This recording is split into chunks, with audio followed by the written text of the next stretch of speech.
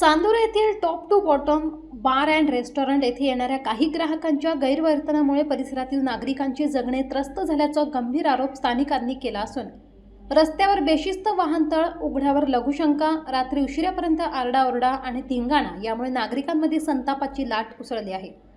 बारमध्ये येणारे काही ग्राहक रस्त्यावरच वाहने उभी करत असल्याने वाहतुकीला अडथळा निर्माण होतो। तसेच शेजारील घरांच्या परिसरात उघड्यावर लघुशंका केल्यामुळे दुर्गंधी पसरत असून महिला, ज्येष्ठ नागरिक आणि लहान मुलांना मोठा मनस्ताप सहन करावा लागतोय। याबाबत बार व्यवस्थापनाला अनेक वेळा तोंडी सूचना करूनही कोणतीही ठोस उपाययोजना करण्यात आली नसल्याचा आरोपही त्यांनी केलाय। अखेर त्रास असह्य झाल्याने भगवान पवार यांनी 112 या आपत्कालीन क्रमांकावर संपर्क साधून पोलिसांना घटनास्थळी पाचारण केले। पोलिसांनी संबंधितांना समज दिली, मात्र त्यानंतरही परिस्थितीत अपेक्षित सुधारणा झालेली नसल्याचा दावा स्थानिकांनी केलाय। यामुळे परिसरातील नागरिकांमध्ये तीव्र नाराजी असून संबंधित बार व्यवस्थापनावर कठोर कारवाई करून स्थानिकांना होत असलेला त्रास कायमस्वरूपी थांबवावा अशी मागणी पोलीस प्रशासनाकडे करण्यात आली।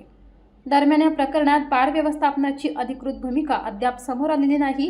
ती प्राप्त झाल्यानंतर ती देखील प्रसिद्ध करण्यात येईल। या संपूर्ण प्रकरणाबाबत भगवान पवार यांनी नेमका कोणता आरोप केलाय ते पाहूया सविस्तर। चांदोरी गावात आहे, बाजूला माझं घर आहे, बाजूला टॉप टू बार आहे। याच्या बारमध्ये जे लोक येतात दारू पिण्याकरता, आल्यानंतर घरापाशी गाडी लावतात, रस्त्यात गाडी लावतात, इकडे लगी वगैरे करतात। 112ला कॉल करून सुद्धा त्यांना समज दिले तरी ते लोक ऐकतील। हा आम्हाला दीड वर्षापासून त्रास आहे।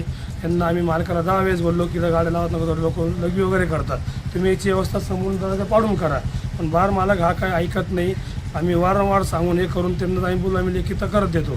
तर लेखी काय म्हणतो, तू लेखी तक्रार देऊन बघ, आम्ही काय करतो। या धक्क्याने आम्हाला उद्या नको कमी जास्त करायला किंवा नको हे करायला। तर स्थानिक पोलीस स्टेशन, साईकडे पोलीस स्टेशन असो या DCP स्वामी साहेब असो यांना विनंती आहे की याच्यावरती काही ना काही त्यांनी मार्ग काढावा। हे करावं, नाही तर आम्ही आमची प्रॉपर्टी विकून आम्ही आमच्या गावाला निघून जातो। ते म्हणते इकडून विकून तिकून निघून जा, आम्ही ऐकणार नाही, आम्ही हेच करणार, आमच्या गाडीलाच लागणार, तुला काय करताल ते कर। आम्ही 112ला बी कॉल केला, ते स्थानिक पोलीस आले बी, अधिकारी बी आले, त्यांच्या साहेबांसमोर बी नेलं। ते फक्त म्हणजे की याच्या पुढं असं करू नको। तर ते आज रात्रीनं ऐकता आजसुद्धा गाड्या त्यांनी लावलेल्या आहे। यांचा रोज त्याला लघवी करता आमच्या आई बहिणी यायला खूप आम्हाला त्रास होतो। यांचा एवढा त्रास 1-1.5 वर्षापासून का आम्ही त्या त्रासाला वैतागलेलो आहे। ते लघवी करता, हे करता, शिवीगाळ करता, रात्री 1-1 वाजेपर्यंत ते बाहेर चालत्या, हे करता, धिंगाणा करता, गागोरड करता, याचा आवाज वगैरे वाढवता आणि रस्त्यात गाडी वगैरे लावून देतात। रात्री बेरात्री येणे का नुसतं माणसाचा जीव घाबरतो।